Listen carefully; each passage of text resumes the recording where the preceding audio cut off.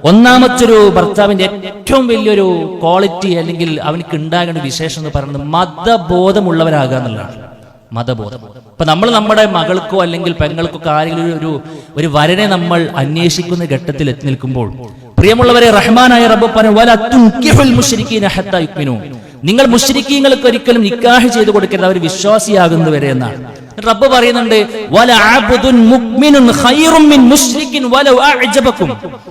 അല്ലെ, കറകളഞ്ഞ വിശ്വാസത്തിന്റെ ഉടമയായി ഒരു അടിമ നിങ്ങളിലേക്ക് വരുന്നതാണ്.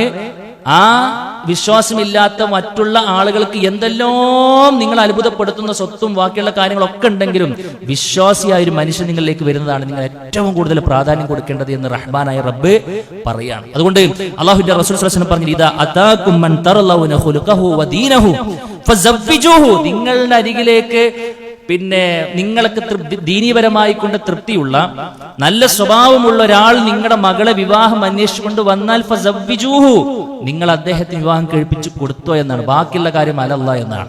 പക്ഷെ അവിടെയാണ് പ്രിയമുള്ളവരെ പല ആളുകളും തെറ്റിപ്പോകുന്നത്. പല ആളുകൾ എന്തുകൊണ്ടാണ് ദാമ്പത്യ ജീവിതം ഇത്രയേറെ പ്രശ്നങ്ങൾ നമ്മൾ കേൾക്കേണ്ടി വരുന്നു എന്ന് പറയുമ്പോൾ ആദ്യം ശ്രദ്ധിക്കണം എന്ന് പറഞ്ഞ കാര്യത്തിൽ തന്നെ പ്രശ്നങ്ങൾ വന്നു എന്നാണ് ഒന്നാമത്തെ പ്രശ്നം. എന്താ?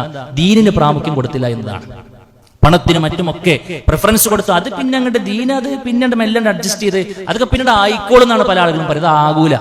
അതാകൂല. കുറച്ചെങ്കിലും അതിനോടൊരു അവസ്ഥ ഉണ്ടെങ്കിലേ നമ്മൾ അതിലേക്ക് ബോധപൂർവം സ്റ്റെപ്പ് എടുത്ത് വെക്കാവൂ എന്നതാണ് ഒന്നാമത്തെ കാര്യം. ഇനിയിപ്പോ നിലവിൽ എന്തെങ്കിലുമൊക്കെ ഒരു പ്രശ്നമുണ്ട്, പണ്ടൊക്കെ ജാഹിലിയത്തിൽ പലതും ചെയ്തു പോയി, ഇപ്പോഴാണ് ആ ഒരു ദീനും നിങ്ങൾക്ക് മെല്ലെ കിട്ടി തുടങ്ങി എന്ന് പറയുമ്പോൾ, പ്രിയമുള്ളവരെ, നിലവിൽ നമ്മൾ ദാമ്പത്യ ജീവിതത്തിൽ എന്തെങ്കിലും പ്രശ്നം അനുഭവിക്കുന്നുണ്ടെങ്കിലും പരിഹാരം തന്നെയാണ് ആ വിഷയത്തിലുള്ള ദീനിലേക്ക് ഭാര്യയാകട്ടെ ഭർത്താവിനെ ആകട്ടെ അത് കേൾപ്പിക്കാനും അടിപ്പിക്കാനും അതവർക്ക് മനസ്സിലാക്കി കൊടുക്കാനുള്ള പണികൾ എടുക്കുക എന്നുള്ളതാണ്. അപ്പൊ ഒന്നാമത്തെ ക്വാളിറ്റി എന്ന് പറയുന്നത് പരമാവധി നമുക്ക് ദീനീപരമായിട്ടുള്ള ഉപദേശങ്ങൾ കിട്ടുന്ന ഒരു ഹൃദയത്തിന്റെ ഉടമയാകാൻ നമുക്ക് കഴിയുക എന്നുള്ളതാണ് എല്ലാവിധ നന്മകളും നമ്മിലേക്ക് വരാനുള്ള ഏറ്റവും വലിയ പോംവഴി എന്ന് പറയുന്നത്. രണ്ടാമത്തെ കാര്യം, പ്രിയമുള്ളവരെ, ഒരു ഭർത്താവ് ശ്രദ്ധിക്കേണ്ട ഏറ്റവും പ്രധാനപ്പെട്ട കാര്യം അല്ലാഹ് നമ്മളോട് പറഞ്ഞു, വേറെ ആരുമില്ല, അല്ലാഹ് നമ്മളോട് പറഞ്ഞു, വആശിറൂഹുന്ന ബിൽ മഅറൂഫ്, നിങ്ങൾ അവരോട് പെരുമാറുന്നുണ്ടോ കൂട്ടരെ മാന്യമായി കൊണ്ട് പെരുമാറൂ എന്നാണ്. അതൊരു കൽപ്പനാക്രിയയാണ്.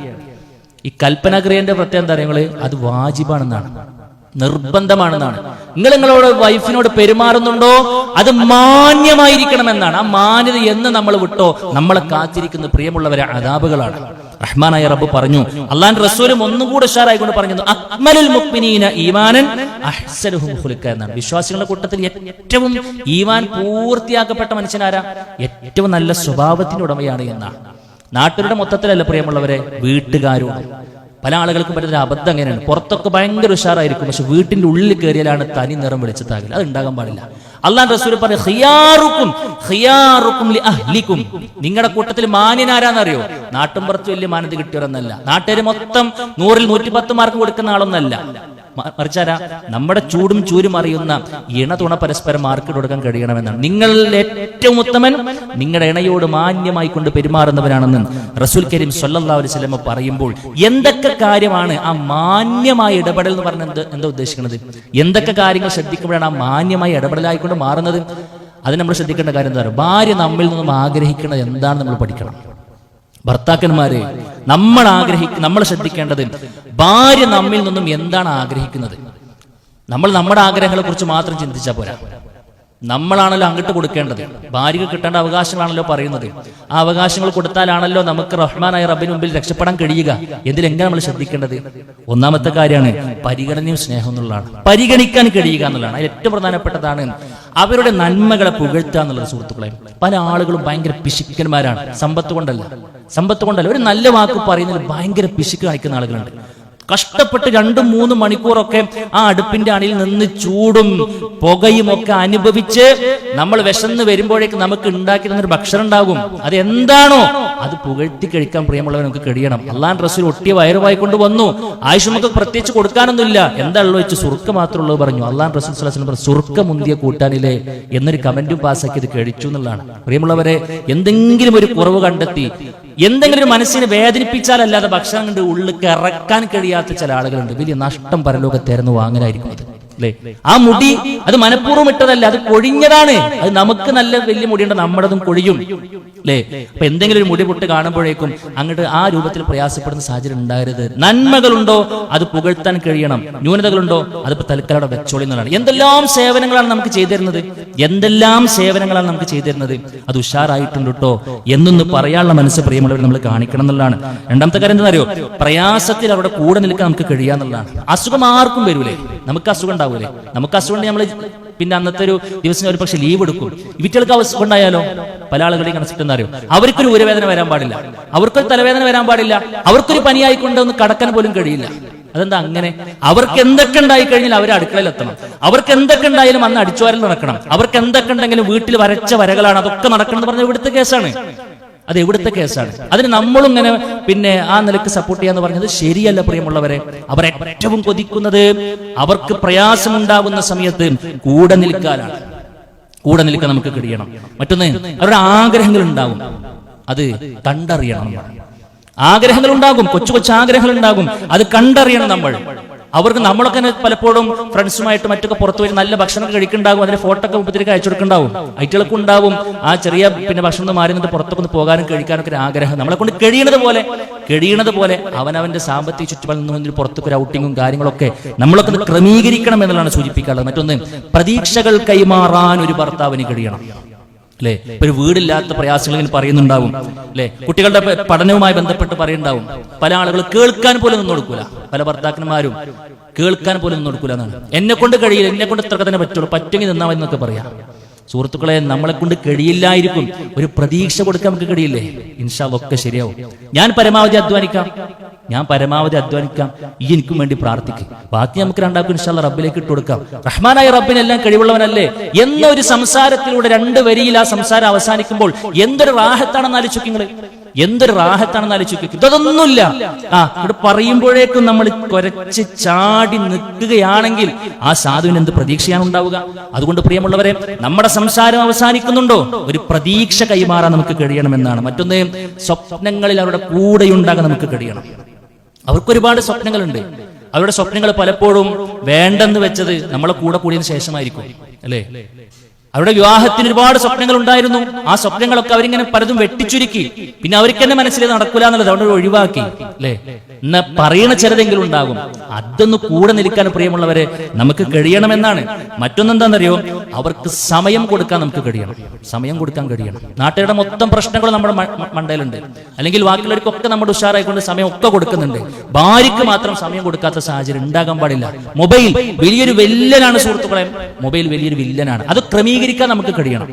നമ്മുടെ ഒരു ക്വാളിറ്റി ടൈം ഉണ്ട്, ഓരോ ദിവസവും ഒരു പ്രധാനപ്പെട്ട സമയം അത് അവരുടെക്കുള്ള പ്രശ്നങ്ങൾ കേൾക്കാനൊക്കെയാണ്. അള്ളാഹുവിന്റെ റസൂൽ സ്വല്ലല്ലാഹു അലൈഹി വസല്ലമ സുബഹി നിസ്കാരം കഴിഞ്ഞിട്ട് നേരെ സ്വഹാബാക്കളായിട്ട് കുറച്ചേരം ഇരിക്കും, അവരുടെ കാര്യങ്ങളൊക്കെ കേൾക്കും. എന്നിട്ട് അള്ളാഹുവിന്റെ റസൂൽ നേരെ എവിടുക്കാന്നറിയോ? ഭാര്യമാരുടെ വീട്ടിലേക്കാണ്. ഓരോരുത്തരും പോയിട്ട് നിങ്ങൾക്ക് എന്തൊക്കെ ആവശ്യം അതൊക്കെ ചോദിച്ചറിഞ്ഞ് മനസ്സിലാക്കിയിട്ടാണ് വരുന്നത്. പിന്നെ വൈകുന്നേരം എല്ലാം പണി കഴിഞ്ഞ പ്രവാചകൻ എടുക്കാൻ പോണത് ഭാര്യമാരുടെ അരികിലേക്കാണ് പോകുന്നത് അല്ലേ? തൃപ്തിയായോ എന്നാണ് ചോദിക്കുന്നത്. നിങ്ങൾ എന്നിൽ ഇന്നത്തെ ദിവസത്തിൽ തൃപ്തരാണോ എന്നാണ് റസൂൽ കരീം സ്വല്ലല്ലാഹു അലൈഹി വസല്ലം ചോദിക്കുന്നത്. അതൊക്കെ ആവശ്യങ്ങൾ കണ്ടറിഞ്ഞവർക്ക് സമയം കൊടുക്കാൻ നമുക്ക് കഴിയണം എന്നുള്ളതാണ്. മൊബൈലിൽ സംസാരിക്കാൻ നമുക്ക് കഴിയണം അല്ലെ? ചാറ്റിംഗ് ഓപ്ഷനൊക്കെ അത് നമുക്കൊക്കെ ഉള്ളതാണ് അല്ലെ? വാട്സാപ്പിൽ നമ്മൾ ഹലാലായ ഒരു ബന്ധത്തിന് അത് പരമാവധി പല ആളുകൾ യൂസ് ചെയ്യില്ല. എന്നിട്ട് അതൊക്കെ ഇങ്ങനെ ഇല്ലാതെയാകുമ്പോൾ പലപ്പോഴും ഇങ്ങനെ അവിഹിതത്തിലേക്ക് ആ സാധനമൊക്കെ പോകാനുള്ള കാരണം എന്താണെന്ന് വെച്ച് കഴിഞ്ഞാല് അള്ളാഹു ഹലാലാക്കിയ ഇണയും തുണയും തമ്മിലുള്ള അങ്ങനത്തെ സംഗതികളൊന്നും നടക്കാത്തത് കൊണ്ട് തന്നെ ആ ഒരു അവസരത്തെ പിശാച് ഒരു വലിയൊരു അവസരമാക്കിയെടുത്ത് തെറ്റിലേക്ക് നയിക്കും എന്നുള്ളതാണ്. കാരണക്കാര് പ്രിയമുള്ളവരെ ഈ 2 കൂട്ടരുമാണെന്ന് മനസ്സിലാക്കുക. അതുകൊണ്ട് എന്താ പറയുക, ഉള്ളു തുറന്ന് സംസാരിക്കാൻ നമുക്ക് കഴിയണം. പൊതുവെ സ്ത്രീകൾ സംസാരപ്രിയരാണ്, ആണുങ്ങൾ വല്ലാതെ സംസാരിക്കാറില്ല. ഇതൊക്കെ മനസ്സിലാക്കിയിട്ട് തന്നെയാണ് പറയണത്, ഒന്ന് മൂളി കൊടുക്കാനെങ്കിലും കഴിയണം. നമ്മൾ വല്ലാതെ സംസാരിക്കേണ്ട, അവർ പറഞ്ഞത് കേട്ടാൽ മതി. മറ്റൊന്നാണ് അവരുടെ പ്രയാസങ്ങൾ കേട്ടുകൊടുക്കുക എന്നുള്ളതാണ്. ഒരു ഭർത്താവിന്റെ ഏറ്റവും വലിയ ക്വാളിറ്റിയാണ്. നമ്മൾ പരിഹരിക്കാനല്ല കേൾക്കുന്നത്. നമ്മൾ സാധാരണ എന്താ പറയാ, തുടങ്ങി എന്റെ പ്രയാസങ്ങള്, അല്ലെങ്കിൽ തുടങ്ങി നിന്റെ ആ ഒരു ആവലാതികള്, ഇത്രേ ഉള്ളൂ, അങ്ങനെ നമ്മൾ കളിയാക്കാൻ നിൽക്കണ്ട. അവര് പറയാനുള്ളത് പറയട്ടെ. ഈ പറയുന്നത് എന്തിനാണെന്നറിയോ? നാളത്തെ തന്നെ അത് പരിഹരിക്കാൻ വേണ്ടിയിട്ടല്ല. അവരുടെ മനസ്സിൽ അത് ആണുങ്ങളെ പോലെ ഒരു പ്രശ്നത്തെ ഉള്ളിൽ കൊണ്ട് നടക്കാനുള്ള കപ്പാസിറ്റി അവർക്ക് ഇല്ലാത്തത് കൊണ്ടാണ് ആ പറയണത്. ആ സ്ട്രെസ് ഒന്ന് അവർ റിലീസ് ആക്കിക്കോട്ടെ, അത് നമ്മൾ കേട്ടുകൊടുത്താൽ മതി. നമ്മളൊന്നും പരിഹരിക്കാൻ അപ്പത്തെ സമയം നിൽക്കണമെന്നില്ല. നമ്മുടെ ആ സമയത്തെ ഡ്യൂട്ടി അത് കേട്ടുകൊടുക്കുക എന്നുള്ളതാണ്. സംസാരിക്കാൻ നമുക്ക് കഴിയണം. അതേപോലെ തന്നെ പ്രിയമുള്ളവർ വളരെ ഗൗരവത്തിൽ ശ്രദ്ധിക്കണം മറ്റൊന്നാണ്, തെറ്റുകൾ കണ്ടാൽ, തെറ്റില്ലാത്തൊരാരാ, തെറ്റ് സംഭവിക്കാത്തൊരാരാ, തെറ്റുകൾ കണ്ടാൽ ഒരിക്കലും പരസ്യമായിക്കൊണ്ട് വിമർശിക്കാൻ പാടില്ല. ചില ആണുങ്ങളൊക്കെ കാട്ടുന്നില്ല, ആണത്താണെന്ന് കരുതി വെച്ച സംഗതി എന്താണെന്നറിയോ, ഉമ്മാന്റെ മുമ്പിൽ വെച്ചിട്ട് അവളൊന്ന് ഷൗട്ട് ചെയ്യാ അല്ലേ, പിന്നെ അവന്റെ പെങ്ങളുണ്ട് നാത്തുവിന്റെ മുമ്പിൽ വെച്ചിട്ട് അവരൊന്ന് കയർത്ത് സംസാരിക്കുക. ഇതൊക്കെ വലിയ ആണത്തത്തിന്റെ പിന്നെ പര്യായമായിക്കൊണ്ടാണ് പല ആളുകളും ധരിച്ചിട്ടുള്ളത്. ശരിയല്ല പ്രിയമുള്ളവരെ. അല്ലാഹുവിന്റെ റസൂൽ വലാ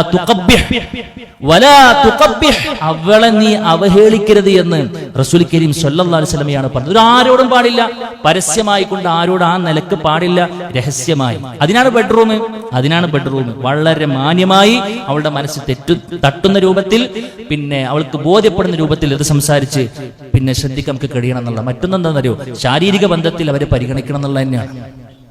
അതൊന്നും നമ്മൾ ഒരു ലജ്ജിക്കേണ്ട വിഷയമല്ല സുഹൃത്തുക്കളെ, പഠിക്കേണ്ട വിഷയമാണ് അതൊക്കെ. ആണുങ്ങളുടെ ഒരു അവസ്ഥയും പെണ്ണുങ്ങളുടെ അവസ്ഥ രണ്ട് ധ്രുവമാണ്. ആണുങ്ങൾക്ക് ലൈംഗികാസ്വാദനം, ലൈംഗികതയുടെ പൂർത്തീകരണം വേഗത്തിൽ നടക്കും. എന്നാൽ സ്ത്രീകൾക്ക് അങ്ങനെയല്ല, കുറച്ച് സമയമെടുക്കും. ആ സമയത്തെക്കുറിച്ചുള്ള ധാരണ പോലില്ലാത്ത ആളുകളുണ്ട്. അത് ശരിയല്ല. അവർക്ക് ഓരോ സാഹചര്യങ്ങളും ഒരു പീഡനമായിക്കൊണ്ട് അനുഭവിക്കുന്നു. പലപ്പോഴും വലിയ ദാമ്പത്യ തകർച്ചകൾക്കുള്ള കാരണം എന്താണെന്നറിയോ, ഇത് ശരിയല്ലാത്തതുകൊണ്ടാണ്. നിങ്ങൾ അല്ലാഹു റസൂൽ സ്വല്ലല്ലാഹു അലൈഹി വസല്ലം പറഞ്ഞു കേട്ടില്ലേ നിങ്ങള്, യാ മഅ്ശറ ശബാബ് മൻ ഇസ്തതാഅ മിൻകുമുൽ ബാഗത ഫൽയതസവ്വജ്, അല്ലേ? നിങ്ങൾ വേഗം കല്യാണം കഴിക്കണം എന്ന് പറഞ്ഞു. എന്തിനാത്? ഒന്നാമത് പറഞ്ഞത് ലൈംഗിക രംഗത്ത് വിശുദ്ധിക്ക് വേണ്ടിയിട്ടാണ്. അപ്പൊ അത് രണ്ടു കൂട്ടർക്കും കിട്ടണം. രണ്ടു കൂട്ടർക്ക് എങ്ങനെയെങ്കിലും കിട്ടിയാൽ പോലെ അതിന്റെ ആസ്വാദന തലത്തിൽ കിട്ടണം. അത് എങ്ങനെയാണ് നടക്കുക എന്നുള്ളത് നമ്മൾ പഠിക്കണം. രണ്ടു കൂട്ടരെയും പരിഗണിക്കാൻ നമുക്ക് കഴിയണം എന്നുള്ളതാണ് സുഹൃത്തുക്കളെ. ഇതൊക്കെ എന്തെങ്കിലും പ്രശ്നം ഉണ്ടായാലും വിഷയം കാര്യങ്ങൾ പുറത്ത് പറയാൻ കഴിയും. അതൊക്കെ പുറത്ത് ഒരാളോട് പറയാൻ പറ്റും. കേസ് നീറി ജീവിക്കുകയാണ്. ആലോചിക്കും, 10, 20, 25 വർഷം കഴിഞ്ഞിട്ട് ദാമ്പത്യ രംഗത്തൊരു സുഖം ആ സാധുവിന് അനുഭവിക്കാൻ കഴിഞ്ഞിട്ടില്ല എങ്കിൽ പരലോക കോടതിയിൽ പോയിട്ട് നമ്മൾ എങ്ങനെ പോയി നിൽക്കും? അതുകൊണ്ട് പ്രിയമുള്ളവരെ, നമ്മൾ കൊടുക്കേണ്ട ഹക്കുകൾ അത് പഠിക്കാൻ നമുക്ക് കഴിയണം. ഓരോന്നും ഓക്കെയല്ലേ എന്ന് നമ്മൾ ദിനം പ്രതി ശ്രദ്ധിക്കണം. ആ രംഗത്ത് ഏറ്റവും പ്രധാനപ്പെട്ടതാണ് ഇത് എന്നുള്ളത് നമ്മൾ വളരെ ഗൗരവത്തിൽ ശ്രദ്ധിക്കണം. മറ്റൊന്ന് സംരക്ഷണം നൽകുക എന്നുള്ളതാണ്. നമ്മൾ കഴിക്കണ്ടോ? അല്ലാഹു റസൂൽ പറഞ്ഞു, നീ ഭക്ഷിക്കുന്നുണ്ടോ അവളെയും ഭക്ഷിപ്പിക്കണം എന്നാണ്. അതേപോലെ തന്നെ നീ ധരിക്കുന്നുണ്ടോ അവൾക്കും കൊടുക്കാൻ കഴിയണം എന്നുള്ളതാണ്, അല്ലേ? അതേപോലെ തന്നെ പ്രിയമുള്ളവർ, മുഖത്തടിക്കാൻ പാടില്ല എന്നുള്ളതാണ്. പല ആളുകളും വലിയ സംഭവമായിട്ടാണ് അതൊക്കെ കാണുന്നത്. ഒന്ന് പറയാൻ, രണ്ടാമത്തിന് ഭാര്യയെ തല്ലുന്ന ആളുകളുണ്ട്. അല്ലാഹുവിന്റെ റസൂൽ സ്വല്ലല്ലാഹു അലൈഹി വസല്ലം പരലോകത്ത് വാറുവാശലന്മാരായിക്കൊണ്ടാണ് മനുഷ്യന്മാർ വരുമെന്നാണ്. ഏറ്റവും മോശന്മാരായിക്കൊണ്ടാണ് അത്തരത്തിലുള്ള ആളുകൾ വരാൻ പോകുന്നത്. അതുകൊണ്ട് പ്രിയമുള്ളവരെ, പൊറുക്കലിനെ ചോദിക്കാൻ കഴിയണം എന്നുള്ളതാണ്. അതേപോലെ തന്നെ സംരക്ഷണത്തിന്റെ ഏറ്റവും പ്രധാനപ്പെട്ട ഒരു സംഗതി നമ്മൾ ഉറപ്പുവരുത്തേണ്ട കാര്യമാണ്. നമ്മുടെ വീട്ടിൽ നമ്മൾ മറ്റൊരു തറവാട്ടിൽ പോയിട്ട് എനിക്ക് നിങ്ങൾ പെണ്ണ് തരുമോ എന്ന് പറഞ്ഞ് നൂറുകണക്കിന് ആളുകളെ സാക്ഷി നിർത്തി റഹ്മാനായ റബ്ബ് പറഞ്ഞു, അഖദ്ന മിൻകും മീസാഖൻ ഗലീദ, ബലിഷ്ഠമായ കരാറിൽ ഒപ്പിട്ടിട്ടാണ് നമ്മൾ കൊണ്ടുവന്നത്. എന്നിട്ട് നമ്മുടെ വീട്ടിൽ, ഭർത്തൃ വീട്ടിൽ പീഡനം അനുഭവിക്കാൻ പ്രിയമുള്ള ഭർത്താക്കന്മാരെ നമ്മൾ വിട്ടുകൊടുക്കരുത്. അതാരോ ആകട്ടെ നമ്മളോടാണ് ചോദ്യം ഉണ്ടാകുക. അത് ഉമ്മാന്റെ ഭാഗത്താണെങ്കിലും നാത്തുമാരുടെ ഭാഗത്താണെന്നുണ്ടെങ്കിലും മാനസിക ശാരീരിക പീഡനങ്ങൾ അവൾ അനുഭവിക്കുന്നുണ്ട് എന്ന് അറിഞ്ഞിട്ടും അതിനെതിരെ എന്നൊരു ആക്ഷൻ എടുക്കാൻ പറ്റാത്ത ഭർത്താക്കന്മാരെ, പ്രിയമുള്ളവരെ, നാളെ പരലോകത്ത് വിലക്കടിക്കേണ്ടി വരും. അപ്പൊ എന്താണോ അതിന് രമ്യമായ പരിഹാരം അത് നമ്മൾ എടുക്കണമെന്നുള്ളതാണ് സൂചിപ്പിക്കുക. ഇതൊക്കെ സഹിച്ചാള, ഇതിങ്ങനൊക്കെ തന്നെ ആകുള്ളൂ എന്ന് പറയുന്ന രൂപം അത് ശരിയല്ല. നമ്മളെ വിശ്വസിച്ചിട്ടാണ് ആ ഉപ്പയും ഉമ്മയും നമ്മുടെ കയ്യിൽ ഏൽപ്പിച്ചിട്ടുള്ളതെങ്കിൽ അവൾ ഒരു നിലക്കും അവളുടെ സുരക്ഷിതത്തിന് പോറലേൽക്കുന്ന ഒന്നും ഉണ്ടാകുന്നില്ല എന്ന് നമുക്ക് ഉറപ്പുവരുത്താൻ കഴിയുന്നുവോ അന്നേ പ്രിയമുള്ളവരെ നമ്മുടെ സ്വർഗവും ഉറപ്പുവരുത്തപ്പെടുകയുള്ളൂ എന്ന് വളരെ ഗൗരവത്തിൽ നമ്മൾ മനസ്സിലാക്കുക. മറ്റൊന്ന്, ഒരാണിന്റെ ഒരു അഴകെന്താണെന്നറിയുന്നത്, അല്ലാഹു സുബ്ഹാനഹു വ തആല കുടുംബത്തിൽ നമുക്കൊരൽപ്പം മേൽക്കോയ്മ തന്നത് എന്തിനാണെന്നറിയോ? അല്ലാഹു തന്നെ പറഞ്ഞ, അർ-റിജാലു ഖവ്വാമൂന അലൻ നിസാ ബിമാ ഫളലല്ലാഹു ബഅദഹും അലാ ബഅദിൻ വബിമാ അൻഫഖൂ മിൻ അംവാലിഹിം. നമ്മൾ ചെലവിന് കൊടുക്കുന്നത് കൊണ്ടാണ് നമുക്ക് അല്ലാഹു സുബ്ഹാനഹു വ തആല ഒരു മേൽക്കോയ്മ തന്നിട്ടുള്ളത്. പല ആളുകൾ എന്താണെന്നറിയോ, അത് എങ്ങനെയൊക്കെ നടന്നു പോകുന്നതാണ്. ചെലവേ എങ്ങനെയെങ്കിലൊക്കെ നടന്നു പോകുന്നതാണ്. ചില ആളുകൾ ഇങ്ങനെ വലിയ തടിമക്കെടുക്കണ ചെലവ് വരുമ്പോൾ എല്ലാം വീട്ടിൽ കണ്ട് പറഞ്ഞയക്കും. ഒരു പ്രസവമോ കാര്യങ്ങളൊക്കെ വരുമ്പോ ഭാര്യനെ മെല്ലാണ്ട് പറഞ്ഞേക്കും. പിന്നെ ആ ഭാര്യയുടെ ആങ്ങളയോ വാപ്പയോ ഒക്കെ എങ്ങനെയെങ്കിലും ഒക്കെ ചെയ്ത് കണ്ടുകൊണ്ട് ചെയ്ത് എല്ലാം കഴിയുമ്പോൾ റിസീവ് ചെയ്യാൻ മൂപ്പരോട് പോകും. എന്ത് കഥ കൂട്ടരെ, ഇത് എന്ത് ഒളിച്ചോട്ടമാണ്? അള്ള പറഞ്ഞ ബാധ്യത നിന്നാണ് നമ്മൾ പോണത്. ഇതൊരു വളവായി കൊണ്ടെടുക്കുന്ന ആളുകളുണ്ട്, ചുളിവിൽ ജീവിച്ചു പോകുന്ന ആളുകളുണ്ട്. പറ്റൂല, അധ്വാനിക്കാൻ നമുക്ക് കഴിയണം. അള്ള തന്ന ആരോഗ്യമുണ്ടോ? എന്താണോ ഉള്ളത്? ഹലാലായ മാർഗമുണ്ടോ? അത് നിനക്ക് ഉപകാരപ്രദമായ വഴികളിൽ നീ ഇറങ്ങിച്ചല്ലേ. വാക്കി റഹ്മാനായ റബ്ബിനോട് നീ സഹായം ചോദിക്ക്. ആരാ നിനക്ക് കിട്ടില്ല എന്ന് പറഞ്ഞത്? നിന്റെ റിസ്ക് നീ ഹലാലായ മാർഗത്തിൽ പിന്നെ എടുക്കാൻ വേണ്ടി പോയിട്ടുണ്ടെങ്കിൽ നിനക്ക് തരില്ല എന്ന് ആരാ പറഞ്ഞിട്ടുള്ളത്? റബ്ബ് ഏറ്റെടുത്തു എന്നതാ. ഒന്നും നടക്കൂല, അവിടെ നടക്കൂല, വെറുതെ ഇരിക്കുക. അത് പറ്റൂല. ഒരു സ്ത്രീയുടെ മനസ്സിൽ ഒരു വില ഉണ്ടാവില്ല പ്രിയമുള്ളവരെ, ഒരു വിലയും ഉണ്ടാവില്ല. ചില വാപ്പാക്ക് ഭയങ്കര സമ്പാദിക്കാം അല്ലെ, മകൻ പിന്നെ മകളെ കാണാൻ വേണ്ടി വന്നതൊക്കെ വലിയ മുന്തിയ കാറിലൊക്കെ കണ്ടിരിക്കെ കൊടുത്തിട്ടുണ്ടാകുക. പക്ഷെ എനിക്ക് വാപ്പാക്കെ സമ്പാദനം എനിക്കുണ്ടാവില്ല. എന്നിട്ട് അവരുടെ ഒരു സ്വകാര്യ ആവശ്യത്തിന് പോലും അമ്മോശനെ ആശ്രയിക്കേണ്ട ദുരന്തം എന്നൊക്കെ പറഞ്ഞാൽ പ്രിയമുള്ളവർ, അതൊന്നും ശരിയല്ല. ഒരാണിന്റെ അന്തസ് എന്ന് പറഞ്ഞ ചെലവിന് കൊടുക്കൽ തന്നെയാണ്. മറ്റൊന്ന് അവരുടെ വിലയറിയുക എന്നുള്ളതാണ്. പലപ്പോഴും നമ്മൾ പറയാം അവരുടെ ഒരു അധ്വാനത്തിന് വിലയില്ല. നമ്മൾ ചെലവാക്കിയ ക്യാഷിന്റെ വലിപ്പം നമുക്ക് അറിയണ്ടാവും. നമ്മളതൊക്കെ വലിയ സംഭവമായിട്ട് പറയണ്ടാവും. നമുക്ക് സാലറി ഉണ്ട്, നമുക്ക് വരുമാനം ഉണ്ട്, അതുകൊണ്ട് പറയുണ്ടാവും. പക്ഷെ അവരുടെ വരുമാനം ഇല്ലാത്തത് കൊണ്ട് പ്രത്യേകിച്ച് കയ്യും കണക്കൊന്നും ഉണ്ടാവില്ല. രാവിലെ ഓണാക്കിയ മിഷീനാ, രാത്രി നമ്മൾ റെസ്റ്റ് ചെയ്യുമ്പോൾ അത് ഓണായി കൊണ്ടേ കിടക്കുകയാണ് അല്ലേ. പ്രിയമുള്ളവരെ, നമ്മുടെ മക്കൾ ഒന്നും വേണ്ട. എപ്പോ വരുമ്പോ ചിന്തിച്ചെന്താന്ന് അറിയാം, ഒന്നും വേണ്ട. ഭാര്യയുടെ വില അറിയാനേ നമ്മുടെ മക്കളെ ജന്മം നൽകിയതുമായി ബന്ധപ്പെട്ടിട്ട് കഴിഞ്ഞ കുത്തുബിലൊക്കെ നമ്മൾ ഇങ്ങനെ കേട്ടില്ലേ അല്ലെ. ഒരു ഉമ്മാനോടാണ് ഒരു മനുഷ്യർക്ക് നമുക്കൊക്കെ ഏറ്റവും കൂടുതൽ കടപ്പാടെന്ന് പറയാനുള്ള കേസ് എന്താ? അള്ള പറഞ്ഞ വിഷയം എന്താ? പ്രസവിച്ച സംഭവമല്ലേ അല്ലെ, പ്രസവിച്ച പ്രയാസങ്ങളല്ലേ. അതിന്റെ അടയാളങ്ങൾ ആ മക്കള് കണ്ടിട്ടില്ല, നമ്മൾ കണ്ടില്ലേ? നമ്മുടെ മക്കൾക്ക് ജന്മം കൊടുത്തതിന്റെ അടയാളങ്ങൾ അവര് കണ്ടിട്ടില്ല, നമ്മൾ കണ്ടില്ലേ അത്? പ്രിയമുള്ളവരെ, നമുക്ക് മക്കളെ സമ്മാനിക്കാൻ നമ്മുടെ അനുഭവിച്ച പ്രയാസങ്ങൾ നമുക്ക് ഉൾക്കൊള്ളാൻ കഴിഞ്ഞിട്ടില്ലെങ്കിൽ പിന്നെ ആർക്ക്? ആ സ്ട്രെച്ച് മാർക്കോടെ കടക്കുന്നിടത്തോളം കാലം പ്രിയമുള്ളവരെ, അവരുടെ അധ്വാനത്തിന് വിലയില്ല എന്ന് പറയാൻ മാത്രം നന്ദി കെട്ടവന്മാരായി പ്രിയമുള്ളവരെ നമ്മൾ അനുവദിക്കാൻ പാടില്ല. നമ്മൾ അടിക്കുന്ന കമന്റ് എന്താണെന്നറിയോ? അനക്ക് എന്താ അതിന് മാത്രം പണിയെന്നാണ്. അനക്ക് എല്ലാം അല്ലേന്നാ പറയാ. അരക്കാൻ മിക്സി ഇല്ലേ, അലക്കാൻ വാഷിംഗ് മെഷീൻ ഇല്ലേ, എല്ലാം ഞാൻ സൗകര്യപ്പെടുത്തി. എന്നാലാകൂ പ്രിയമുള്ളവരെ, എന്നാലാകൂ. ഒരു രുചികരമായ ഭക്ഷണം ഉണ്ടാക്കിയിട്ട് കൈ വെക്കുമ്പോഴായിരിക്കും കുട്ടി വേറെ എന്തെങ്കിലുമൊക്കെ ഒരു ആവശ്യത്തിന് വേണ്ടി വിളിക്കുക, ബാത്റൂം കൊണ്ടുപോകേണ്ടി വരിക. അതിനൊന്ന് കൊണ്ടുപോയി കഴുകി വൃത്തിയാക്കി കൊണ്ടുവരുമ്പോഴേക്കും ഒന്ന് ഊരെങ്ങനെ കണ്ട് ഉയർത്തുമ്പോഴേക്കും അടുത്ത ആൾക്ക് വരികയാണ്. എത്ര വലിയ ത്യാഗ പ്രിയമുള്ള.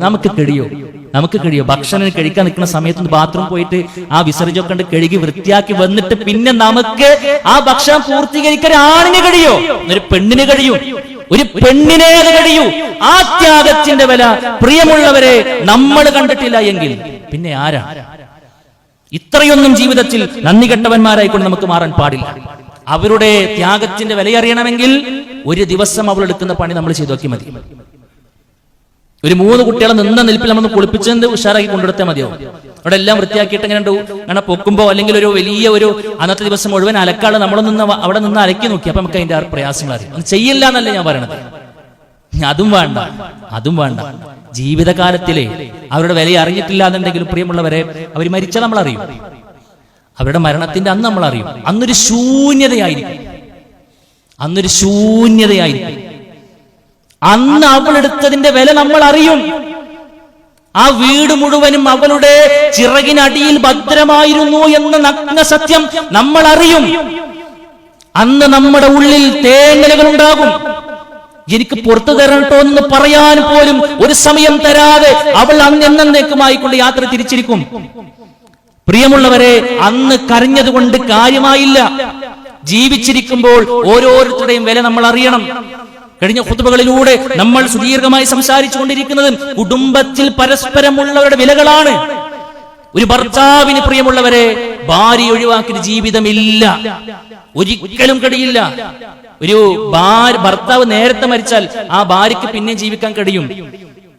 പക്ഷേ ഭർത്താവിന് തനിച്ചാക്കി ആദ്യം ഭാര്യ പോയാൽ ലോകത്തിലെ ഏറ്റവും വലിയ ദുരന്തം അനുഭവിക്കുന്ന, പ്രയാസം അനുഭവിക്കുന്ന ഒരു മനുഷ്യനുണ്ടെങ്കിൽ അവന്റെ പേരാണ് ആ ഭർത്താവ്. അതുകൊണ്ട് പ്രിയമുള്ളവരെ, കണ്ണടക്കുന്നതിന് മുൻപ് ഇത്തിരി പോകുന്ന ജീവിതമേ നമുക്ക് റബ്ബോട് തന്നിട്ടുള്ളൂ. അത് പൊന്നുപോലെ കൊണ്ട് നടക്കുക. എല്ലാവരും പരസ്പരമുള്ള ബാധ്യതകൾ തിരിച്ചറിയുക, എല്ലാവരുടെയും വില തിരിച്ചറിയുക, പരസ്പരം നന്ദിയുള്ളവരാവുക, വീഴ്ചകൾ പുറത്തു കൊടുക്കുക, സേവനങ്ങൾ വലുതായി കാണുക, അവരുടെ സേവനങ്ങൾക്ക് നന്ദിയുള്ളവരാവുക, അവരെ പുകഴ്ത്തുക, സന്തോഷിപ്പിക്കുക, ആഹ്ലാദത്തോടുകൂടെ ഉള്ളത് തിന്നു കുടിച്ച് സന്തോഷത്തോടുകൂടെ നമുക്ക് ജീവിക്കാൻ കഴിയണം. ഇതിനേക്കാൾ റാഹത്തായി ഇൻഷാ അല്ലാഹ് പരലോകത്ത് സംഗമിക്കാൻ കഴിയണം. റഹ്മാനായ റബ്ബ് തൗഫീഖ് നൽകി അനുഗ്രഹിക്കുമാറാകട്ടെ.